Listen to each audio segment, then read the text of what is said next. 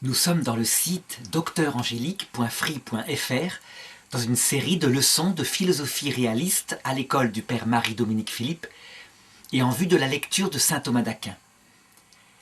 Dans cette question de théologie naturelle portant sur les intentions de l'être premier, je voudrais poser la question suivante. Qu'est-ce que révèle la création lorsqu'on l'observe des intentions de l'être premier? Pourquoi a-t-il créé? Quel était son but profond? Nous sommes donc ici au cœur de ce qu'on appelle l'intelligence religieuse. Ça veut dire la recherche du philosophe qui n'a que la création sous les yeux, de ce qu'a voulu l'être premier. Alors, dans cette recherche, il convient bien sûr d'être prudent et de ne pas faire trop ses propres projections. Je veux dire par là qu'il faut être absolument conscient que face à la création, l'être humain est un petit peu comme un observateur devant une œuvre d'art. Si on voit une œuvre de Bruegel, par exemple, aussi belle soit-elle, eh bien, on peut certainement découvrir quelque chose de la pensée profonde de Bruegel, de ses intentions. Était-il marié? Était-il fidèle à sa femme? Mais en réalité, tout cela, on ne le découvre pas vraiment. On n'en a que des signes. Par exemple, on peut se dire que, parce qu'il y a de la beauté, on ne peut pas l'imaginer comme quelqu'un de totalement perverti. Eh bien, c'est de la même façon, à partir de l'observation de la création, qu'on essaye de comprendre les intentions de l'être premier, et il y a la même distance entre l'œuvre d'un artiste et le cœur profond, la vie privée de cet artiste, qu'entre la création de Dieu et le cœur profond, les intentions profondes de l'être premier. Je dirais même qu'il y a une distance beaucoup plus grande parce que l'être premier est infini. C'est pourquoi, dans toute la recherche que nous allons faire maintenant, il faut distinguer la notion de preuve et la notion de signe. Une preuve, c'est quelque chose qui est certain, qui est démontré. Descartes, par exemple, donnait une preuve absolue du fait que nous existons. Il disait « Je pense, c'est donc que je suis ». Parce que de toute façon, si je me mets à douter que je suis, c'est que je pense. Et de toute façon, si je pense, c'est que je suis.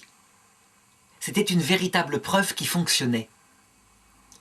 Un signe, c'est plutôt un indice, quelque chose qui ne démontre pas et qui pourrait peut-être, en fait, s'expliquer par toute autre chose. Prenons l'exemple suivant. Si un jeune homme qui est amoureux d'une jeune fille la rencontre et que tout d'un coup il voit son visage qui est fermé, eh bien, son visage qui est fermé, qui est triste, est une preuve que quelque chose ne va pas. Il y a là une preuve manifeste, parce que l'effet dans le visage est provoqué par une cause. Par contre, s'il y voit une preuve qu'elle ne l'aime plus, là, il va trop loin. En réalité, le signe extérieur de la tristesse de cette jeune fille peut être causé par plusieurs choses. Si il a eu par ailleurs, avant, plusieurs véritables scènes dures avec elle, et qu'elle arrive avec un visage fermé, il pourra peut-être inférer qu'il a un signe très fort que quelque chose ne va pas entre eux. Mais il n'en aura la preuve que si elle parle, si elle s'explique. Eh bien, c'est un peu la même chose avec l'être premier. On a la vision de sa création qui est à la fois magnifique et qui, quelque part, est triste parce qu'elle est orientée vers la mort. Eh bien, il y a dans cette création quelque chose qu'on peut trouver, mais qu'on ne peut pas prouver. Et on aura la preuve que ce qu'on va inférer maintenant en philosophie est vrai, uniquement lorsque l'être premier s'expliquera lui-même. Donc soit par une révélation publique qui deviendrait philosophique, par exemple si tout le monde maintenant avait la révélation et la vision de l'être premier qui s'explique. À ce moment-là, on pourrait dire que la théologie rentrerait en philosophie. Soit par exemple aussi à l'heure de la mort, s'il se révèle vrai qu'à l'heure de la mort, alors tout d'un coup il apparaît dans la lumière, aux êtres qui passent de l'autre monde. Comme le racontent certains témoins des NDE.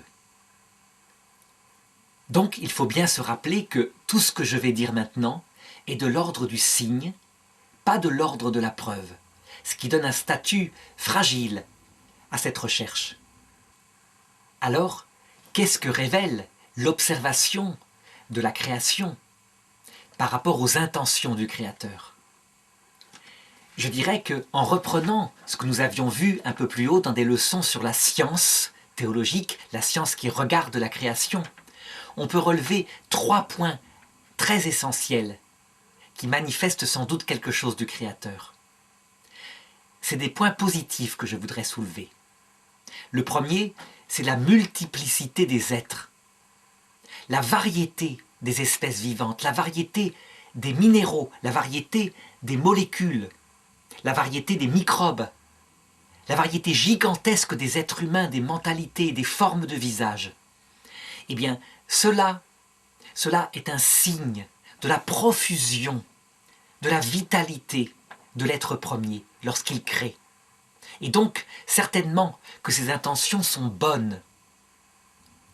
Il émane de lui de la générosité. Ce n'est pas une petite vie restreinte.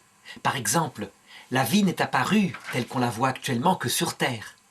Et pourtant, ce sont des centaines de milliards d'astres qu'on peut observer avec des télescopes dans le ciel. Donc, une foison de création, un gigantesque apport. Et pour des petites créatures qui sont sur Terre, dans la perfection, chacune d'elles, un papillon, est plus complexe qu'une galaxie. Et pourtant, en taille, un papillon, c'est tellement petit par rapport à une galaxie. Mais la complexité de sa structure, de ses molécules, de sa psychologie, parce qu'il en a une, eh bien, c'est quelque chose qui dépasse le monde aveugle des corps purement physiques. Donc je dirais que cette première considération est le signe qu'il y a une volonté de bonté dans l'être premier. Il ne fait pas des choses pour les faire mal, il les fait bien, il les fait généreusement. Alors la deuxième considération positive sur la création, c'est ce que j'appellerais le principe de subsidiarité. Ça veut dire qu'on constate que l'être premier, il fait faire tout ce qui est possible par des causes secondes, auxquelles il délègue un vrai rôle de collaboration. Alors cette chose est visible au niveau des créatures matérielles déjà, on le voit bien. C'est la gravitation qui fait que la Terre se situe au bon endroit, à la bonne distance par rapport au Soleil. La cause seconde, et non pas directement l'action de l'être premier, explique cette situation. Mais là, c'est encore très peu net. Lorsque, par exemple, on considère à l'autre bout de la création, dans le domaine de la plus haute noblesse, l'être humain, eh bien, on constate que l'être humain a une responsabilité, hommes et femmes, pour donner la vie à d'autres êtres humains. Et le philosophe peut découvrir que c'est l'être premier qui bénit cela en créant, à partir de rien, l'âme, pour l'unir à ce corps. L'être premier aurait pu faire ça tout autrement. Il pourrait, dans sa noblesse, et dans le fait qu'il est le seul créateur, ne demander aucune coopération et créer les êtres humains comme cela, et ils apparaissent. Eh bien non. Il met dans l'être humain une subsidiarité importante, une confiance même. Parce que un homme et une femme peuvent être des hommes et des femmes méchants, mauvais, qui s'occupent mal du petit être qui sortira de leur union. Et pourtant, l'être premier crée. Et à chaque fois qu'il y a les conditions pour qu'un petit être humain ait son âme, eh bien l'âme est créée par l'être premier. Qu'est-ce que peut inférer des intentions ou de la mentalité de l'être premier, cette chose-là? Eh bien je dirais que cela infère une certaine modestie. Sa bonté, elle est plus que bonne, plus que généreuse dans le côté foisonnant des cadeaux qu'il a donné d'exister. Il y a une humilité. Il ne fait pas lui-même ce qu'il peut faire faire à un autre. C'est l'inverse du mari qui, par exemple, conduit toujours la voiture, parce que jamais il ne déléguera une responsabilité comme cela à sa femme. C'est pas possible. C'est lui qui s'occupe de ce qui est sérieux, à savoir la conduite de la voiture. L'être premier, il est à l'inverse. C'est de la modestie. On pourrait dire même qu'il se met après l'être premier. Quand un homme et une femme prennent l'initiative de faire un enfant, l'être premier suit. Donc ça infère, c'est un signe de quelque chose qui est de l'ordre de la modestie, donc la bonté, la modestie. Pas une preuve, hélas, juste un signe. Alors ce que je viens d'indiquer ne manifeste toujours pas ce qu'il veut à ces créatures. Certes, il est bon, certes, il est modeste, mais qu'est-ce qu'il leur veut? Eh bien, je dirais qu'il y a une troisième considération sur la création qui permet peut-être d'avoir un signe de son intention profonde. Je l'appellerais l'aspiration, la perpétuelle aspiration présente dans tous les êtres à exister toujours. Et ça, cette chose-là, on la repère pas seulement chez l'homme, on la repère à tous les niveaux des créatures, ce que j'avais montré dans une autre leçon, au niveau de la science, mais je révise ici.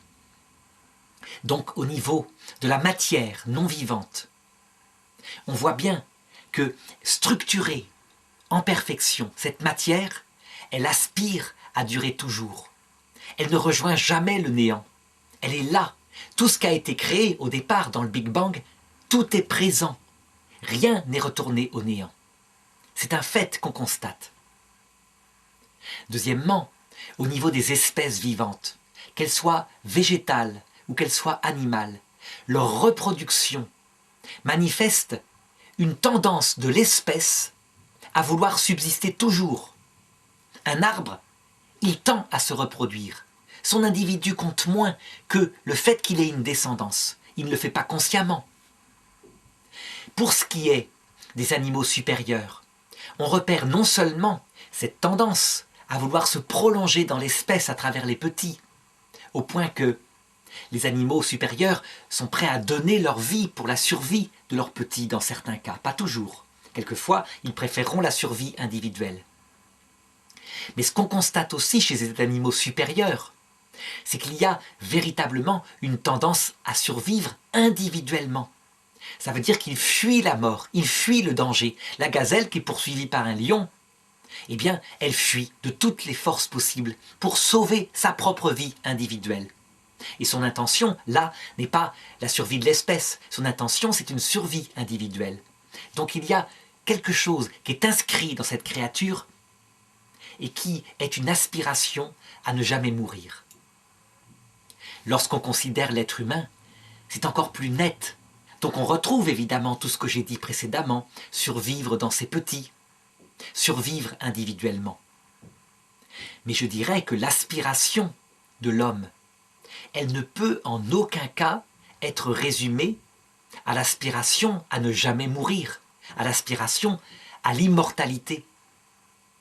Je ne nie pas du tout l'aspiration à l'immortalité. Il y a eu même des religions entières qui ne cherchaient que cela. Je pense au taoïsme, par exemple, avec le premier empereur de Chine qui fit tout son possible pour ne jamais mourir. Mais en réalité, l'aspiration à vivre toujours, perpétuellement, ça, c'est le fait, c'est la recherche de personnes qui sont plutôt épaisses, un peu comme ce premier empereur qui était d'ailleurs un tyran abominable. Donc il aspirait à vivre toujours, et un point c'est tout, quitte à tuer ses sujets, quitte à tuer les prêtres taoïstes qui n'arrivaient pas à lui fournir cette éternité. Mais lorsqu'on regarde la majorité des êtres humains, les braves gens, les hommes de bonne volonté, on voit que l'éternité ne leur suffit pas. Ce qu'ils veulent, c'est une éternité où il y ait un amour qui ne s'use pas.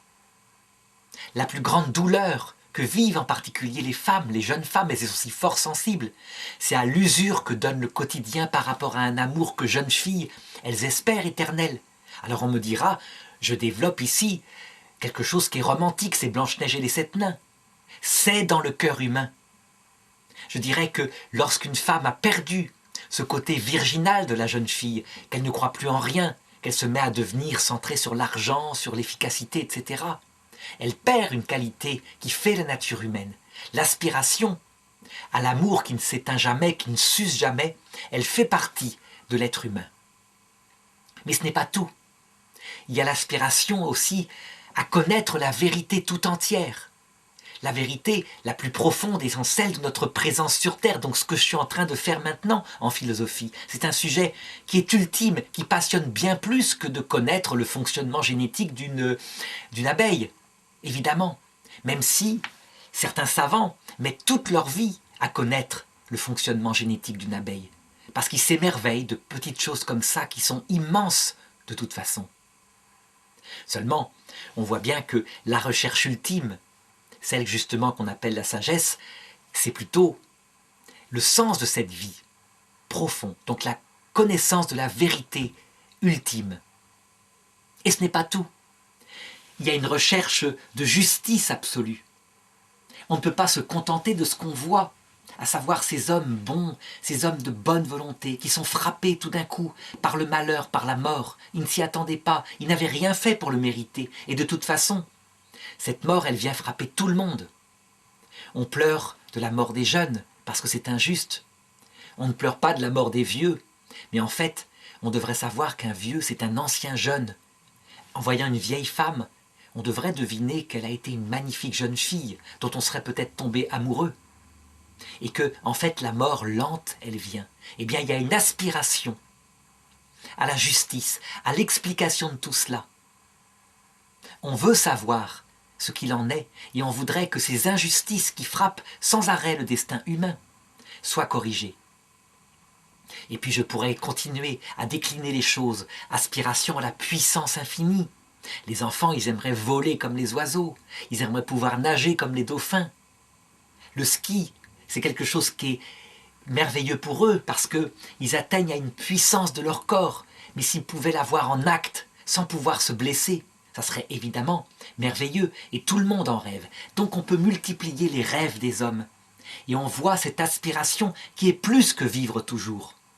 L'empereur chinois, Qin Shi Huangdi, le premier empereur, aspirait à vivre toujours comme un vieux rat, comme une araignée orgueilleuse dans son palais. Ça ne correspond pas au désir de l'homme, c'est plutôt le désir de l'enfer, cela. Alors, qu'est-ce que peut révéler de l'intention de l'être premier qui a créé tous ces êtres et l'homme? Qu'est-ce que ça peut révéler de ses intentions? Eh bien, je dirais, en théologie naturelle, en sachant que ces aspirations ont donc été mises par l'être premier dans ces créatures, je dirais qu'on a là le signe que ça ne peut pas être vain. Parce qu'il est bon, parce qu'il est généreux, il ne peut pas avoir mis des aspirations comme celle-là sans avoir l'intention de les combler. S'il avait une autre intention, est-ce qu'on ne devrait pas dire qu'il s'est amusé?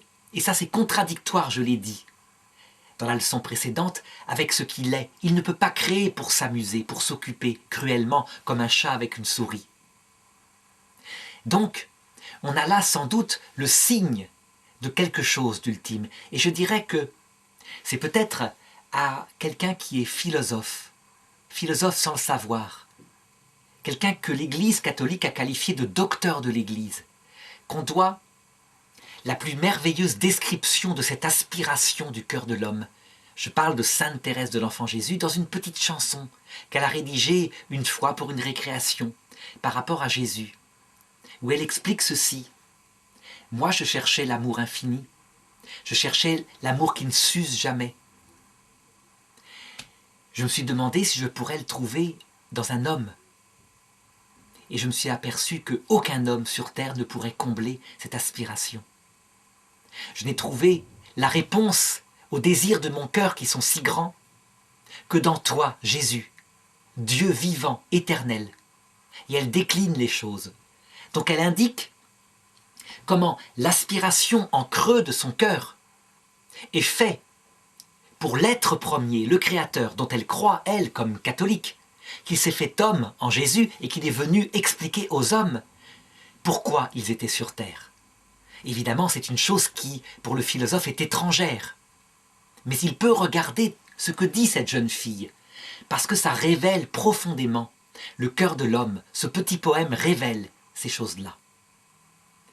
Donc je dirais que il y a pour le philosophe un signe que l'être humain, sa finalité, l'intention de Dieu, serait peut-être qu'un jour, ils le voient face à face et ils s'unissent à lui, cœur à cœur, sans aucune distance. Parce que, comme je l'indiquais, il ne s'agit pas de voir de loin, ça ne comblerait pas le cœur de l'homme. Il s'agit bien d'un désir qui est potentiellement infini, comme je le disais, un amour qui ne s'arrête pas. Tout amour s'use avec le temps. Comment imaginer que ce soit comblé, ces aspirations-là, si ce n'est avec un être qui ait des qualités infinies, qui les renouvelle chaque minute, pour que le cœur ne se lasse jamais. Pareil pour la vérité. Qui est la vérité, si ce n'est l'être premier, qui a pensé tous les êtres? Et donc la cause première de tous les êtres est la vérité, sur laquelle sont calquées les petites vérités secondes, comme par exemple l'ADN d'une abeille. Seule la vérité première peut combler le désir, l'aspiration de l'homme. Au point d'ailleurs qu'on peut dire qu'il y a dans l'homme un désir naturel de voir Dieu face à face. Parce que tout simplement, puisqu'on en connaît les effets, eh bien, l'intelligence humaine veut naturellement connaître la cause directement. Je parlais tout à l'heure d'une aspiration à la justice. Ça, c'est la chose la plus douloureuse pour le cœur de l'homme, comme je vais le montrer tout à l'heure, à cause justement des aspects négatifs qui apparaissent dans la création et qui bloquent la recherche du philosophe, le mal, la souffrance, etc. Donc il est évident que si l'être premier donne une explication comme cela, que le cœur de l'homme véritablement trouve sa finalité telle qu'il le désire en lui, la justice sera rétablie et tout sera expliqué du passage de l'homme sur terre. Je parlais aussi de l'aspiration à la toute-puissance. Donc on peut tout à fait imaginer que Dieu communique quelque chose de sa puissance, puisque, comme je l'ai montré tout à l'heure, le principe de subsidiarité, il l'exerce déjà sur terre, en communiquant à l'homme le pouvoir de collaborer à la création, finalement, puisque l'homme et la femme créent le petit être humain, et Dieu crée ex nihilo l'âme, mais il y a bien collaboration, donc c'est comme si l'homme et la femme créaient ou collaboraient à la création ex nihilo de l'être premier, ce qu'il ne peut faire que lui. Donc on peut imaginer que la toute-puissance elle-même, il y aurait une intention de la déléguer, puisque le principe de subsidiarité est visible en philosophie.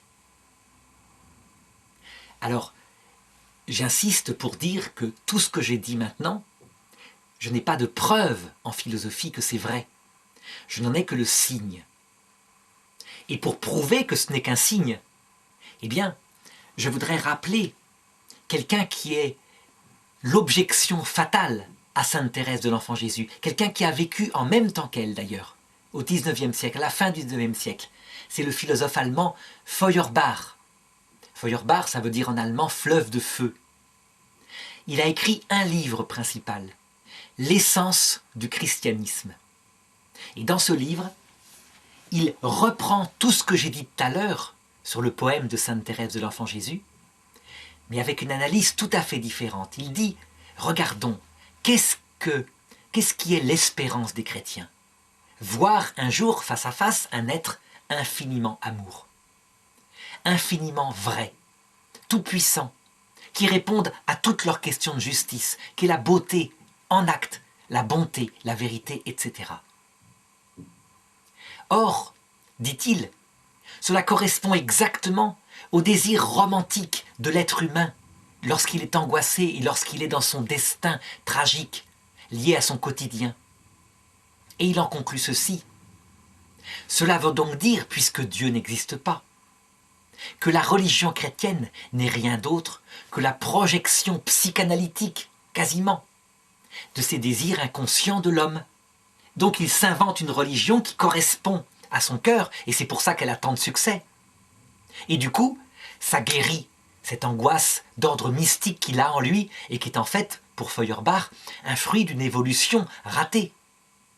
Ça veut dire que l'homme, parce que par l'évolution, son esprit a dépassé l'instant présent, l'animal est dans l'instant présent, ben du coup, il a su à l'avance qu'il allait mourir, et du coup, il en a eu l'angoisse, et du coup, il a eu des désirs de ne pas mourir, etc. L'animal étant borné à ce qu'il voit, à ce qui est présent. Eh bien, évidemment, il n'a pas ces angoisses-là. Et donc lui, quand il a mangé, quand il a sa famille, quand il a ses petits, eh bien, il est parfaitement comblé et il peut vivre calmement, sans aspiration autre, éternellement. Il n'y a pas de problème. C'est propre à l'homme, et donc pour Feuerbach, c'est la preuve que le christianisme est une invention de l'inconscient humain. Alors je dirais que l'argument de Feuerbach, il montre que ce que disait sainte Thérèse de l'Enfant Jésus, l'aspiration à l'être infini ne peut pas être pour le philosophe une preuve décisive que l'être premier a vraiment créé l'homme pour cela. Ça reste de toute façon un signe, parce que le philosophe, lui, à la différence de Feuerbach, il découvre que l'être premier existe réellement. Feuerbach est un philosophe athée, on l'a bien compris. Donc lui, du coup, il explique tout par son a priori, de même que le philosophe qui a découvert l'être premier va expliquer tout par sa découverte de l'être premier. L'argument de Feuerbach n'est pas une preuve de la non-existence de Dieu et, je dirais, du caractère fallacieux inventé par l'homme du christianisme. Parce qu'en effet, la preuve de Feuerbach, elle peut être retournée, et le philosophe est obligé de le constater. Il y a deux possibilités, effectivement. Soit l'être premier n'existe pas, et c'est Feuerbach qui a raison, donc le christianisme est une projection pour se guérir d'angoisse métaphysique.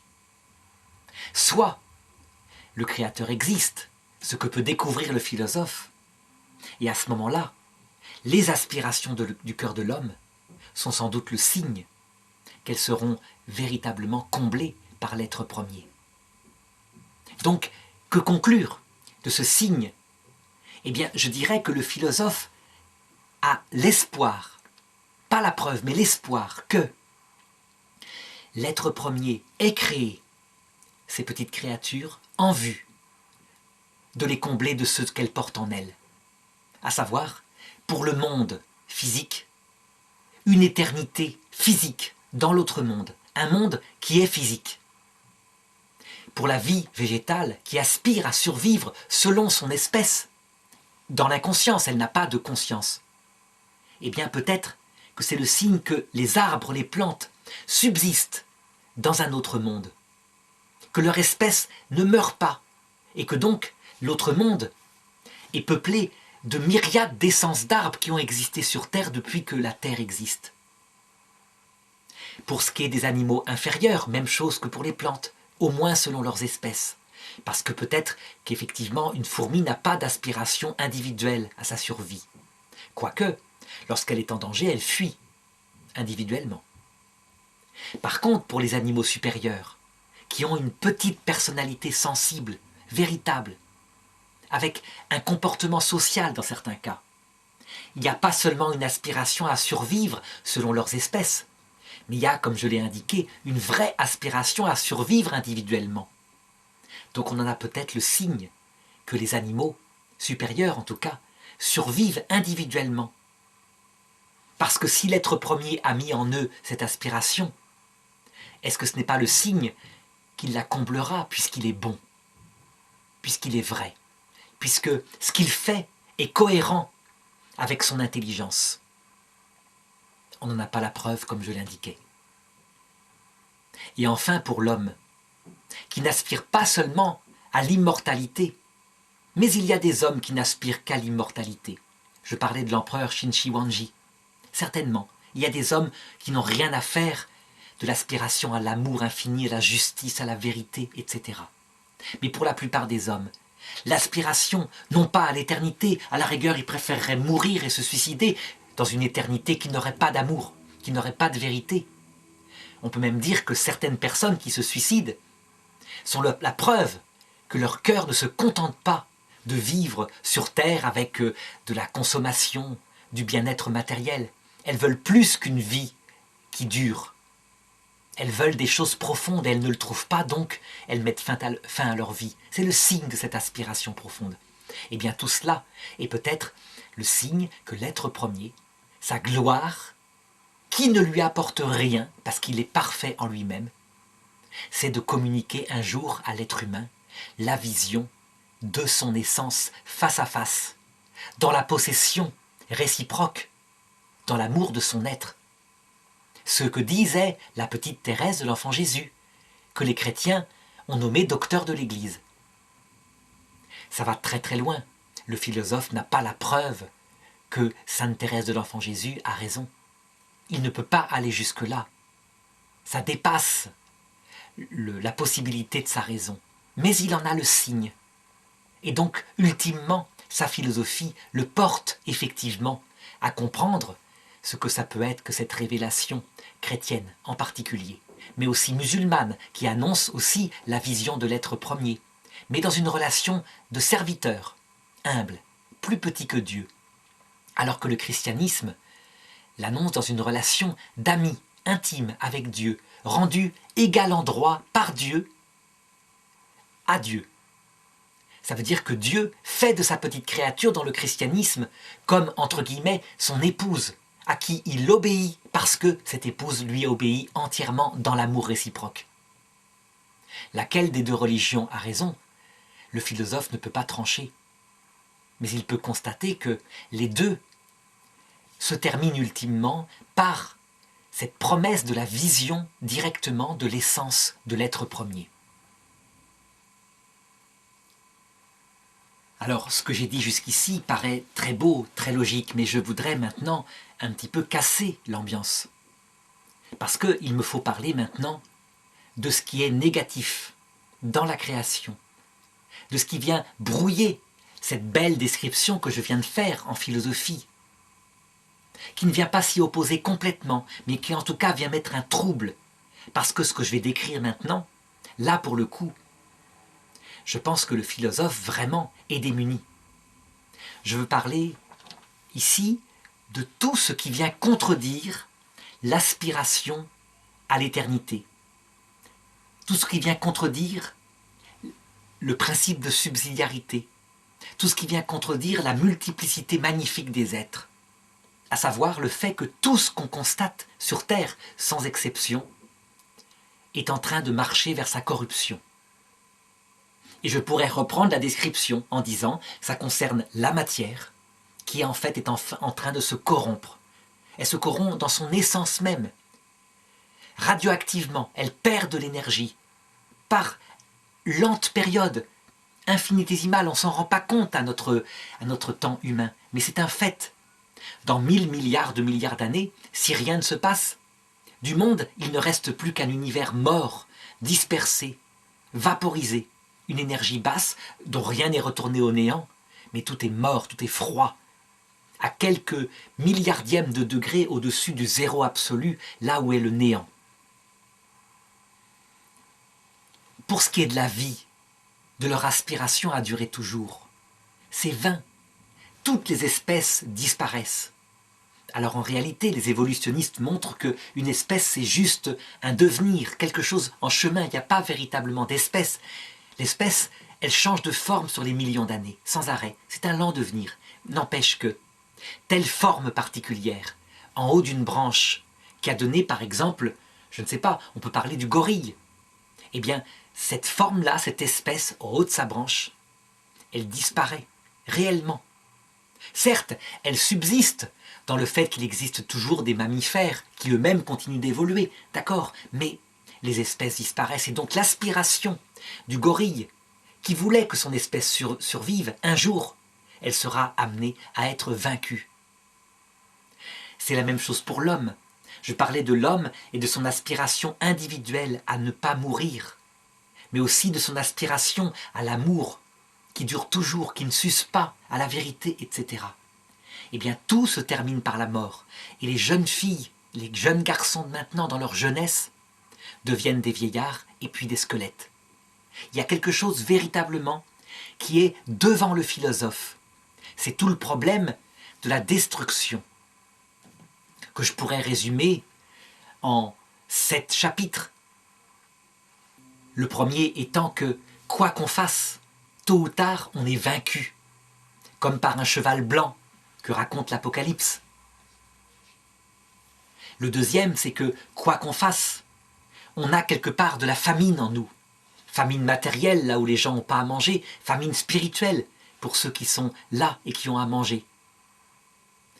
Quoi qu'on fasse, arrive un jour la maladie. Maladie physique, mais aussi maladie spirituelle. Quoi qu'on fasse, arrive la mort. C'est le cheval noir.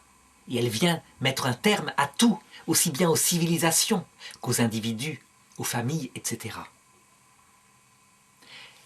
Le cinquième, c'est l'injustice qui frappe partout. Par exemple, Marc Dutroux, pédophile en Belgique, est arrêté. C'est vrai que pendant quelques années, on fait attention aux enfants. Et puis, tôt ou tard, dans un pays ou dans un autre, tout redevient comme avant. Et les adultes abusent des enfants. L'injustice est là depuis toujours, même si on progresse pour la régler.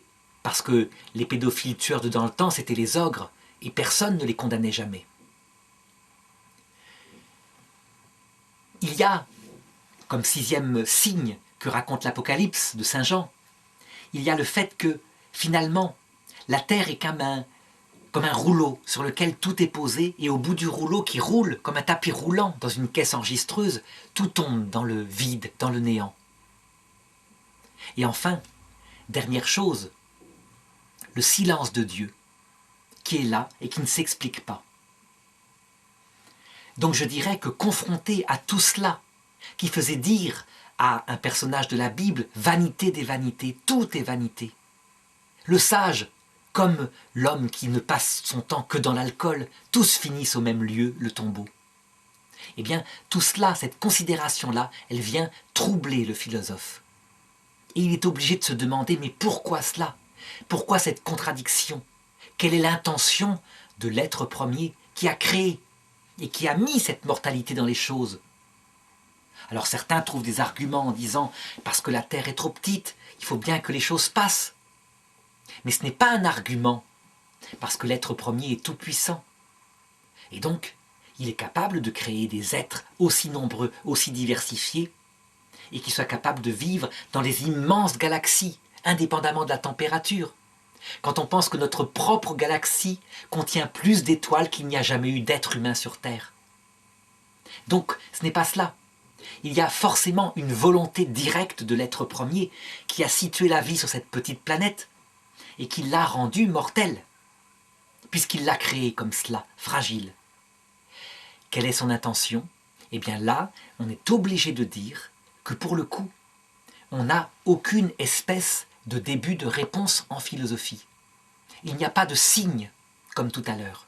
Je dirais même que ce que je décris là est plutôt contradictoire avec les signes que j'indiquais tout à l'heure. Et que certains vont jusqu'à dire que Dieu ne peut pas être bon, Dieu ne peut pas exister, à cause de ce que je viens de décrire là, le mal. Pour le philosophe, ce n'est pas suffisant, parce que les voies d'accès qui l'ont mené à découvrir l'être premier sont trop solides. La structure du monde ne peut pas venir du néant. C'est un fait d'ordre philosophique, ça s'impose à l'intelligence du philosophe. Mais je dirais un petit peu que cette découverte, si elle le rend déiste à jamais, elle lui fait une belle jambe pour expliquer l'intention de l'être premier, parce qu'il y a le mal. Alors, je dirais que c'est là que s'arrête vraiment, pour le coup, il n'y a pas d'espoir, la recherche du philosophe. Quand je dis qu'il n'y a pas d'espoir, il n'y a pas d'espoir sur Terre. Parce que malgré tout, il y a une religion qui donne à cela une réponse, une explication cohérente, et qui est en harmonie avec la découverte de l'être premier tel que je l'ai indiqué. Il s'agit de la religion chrétienne, et je voudrais donc rapporter en quelques secondes sa réponse, parce que, évidemment, je sors de la philosophie pour entrer en théologie catholique. Et donc je mets derrière moi l'icône du Christ afin de bien montrer que épistémologiquement, je ne devrais pas faire cela. Je passe d'un domaine qui est philosophique et ne se sert de la raison seule, à un domaine théologique qui s'appuie sur la foi. Et donc pour le philosophe, ce que je vais dire là est de l'ordre de l'opinion. Cependant, comme homme, on peut être à la fois philosophe et théologien. Eh bien, la réponse chrétienne, elle consiste à dire que, effectivement, la gloire de Dieu, c'est l'éternité. et pas une éternité seulement immortelle, mais une éternité comblée par la vision de Dieu. Donc que l'aspiration des êtres que je décrivais s'achève véritablement dans un autre monde qu'il prépare, et que cette vie terrestre n'est en fait qu'une première étape d'un purgatoire. On pourrait dire que l'être humain est dans un purgatoire, un monde non définitif, où il apprend des choses. Et il apprend en particulier sa petitesse, sa fragilité. Alors on pourrait se demander, mais pourquoi l'être premier, s'il veut simplement communiquer la gloire qui consiste à le voir face à face, cette gloire qui ne lui apporte rien, mais qui apporte tout aux petites créatures qu'il crée? Pourquoi il ne donne pas directement? Eh bien parce que l'être premier a une vie intime, qui est une vie d'amour et de connaissance mutuelle, une vie interpersonnelle, comme dans un mariage. Et que donc, parce qu'il est comme cela, parce qu'il ne se change pas, parce qu'il est éternellement comme cela, il ne peut pas, lui qui est tout-puissant, mais il ne peut pas changer sa nature, il ne peut pas se communiquer, si ce n'est dans une relation interpersonnelle d'amour, de vérité. Or, le problème, c'est que, outre la lumière, l'amour, la toute-puissance de l'être premier, il y a une qualité dans sa vie intérieure qui est spéciale, qui est le sommet de la révélation du Christ. À savoir, en lui, dans sa vie trinitaire, il est ce qu'on appelle kénose. Kénose, ça veut dire que le Père, qui est Dieu, et qui passe son éternité à se contempler, cette contemplation étant le Fils, qui est exactement semblable au Père, puisqu'il se connaît parfaitement. Et le Fils est Dieu. Eh bien, le Père n'est pas dans une relation avec son concept, sa connaissance, dans une relation de pure connaissance intellectuelle, mais dans une relation de père à fils. Donc de tendre amour, qu'on appelle l'Esprit Saint. Et cet amour consiste à dire au Fils, je ne suis que par toi. Parce qu'un père n'existe pas sans un fils. Et le Fils répond au Père, je ne suis que par toi. Parce qu'il n'y a pas de fils sans père. Et le Père répond au Fils, donc tu es plus grand que moi. Et le Fils répond au Père, non, tu es plus grand que moi, parce que c'est par toi que je suis. La kénose, c'est quand des êtres exactement semblables en grandeur, puisque le Père, le Fils et le Saint-Esprit sont l'essence unique du Dieu unique. Donc il n'y a pas un plus grand, un plus petit, c'est contradictoire, ils sont exactement de même essence. Mais c'est quand l'un dit à l'autre, tu es plus grand que moi. Ça veut dire que ce n'est pas de l'humilité, c'est s'abaisser au-dessous de soi. C'est de la kénose, c'est un terme grec pour signifier cette chose-là qu'on ne voit sur terre que chez des mamans par rapport à leur enfant. Elles se mettent souvent plus petites que leur enfant pour qu'ils vivent. Eh bien, dans la Trinité, la kénose est quelque chose qui jaillit tellement évidemment, c'est la qualité tellement essentielle que nul ne peut voir Dieu face à face sans avoir un cœur qui est semblable à cela. Ça veut dire qui est kénose. Un cœur qui, alors que l'être humain a des dignités, des beautés, des noblesses, un comportement qui est juste, qu'il fait des choses nobles, qu'il soit capable de dire « ce n'est rien ». Je dirais, tout ce qui est digne en moi, je le dépose à tes pieds, toi seul compte, tu es plus grand que moi.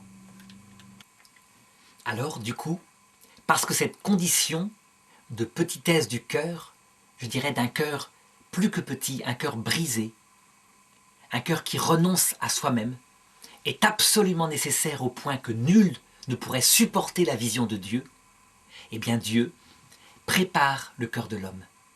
Et il le prépare en le faisant passer par cette étape de la terre. Première étape où, livré à lui-même dans une liberté totale, face à un être premier qui cache sa présence, confronté à son propre péché, l'homme découvre sa propre limite et normalement doit arriver à l'heure de la mort et après la mort avec au minimum un petit peu de modestie, au minimum.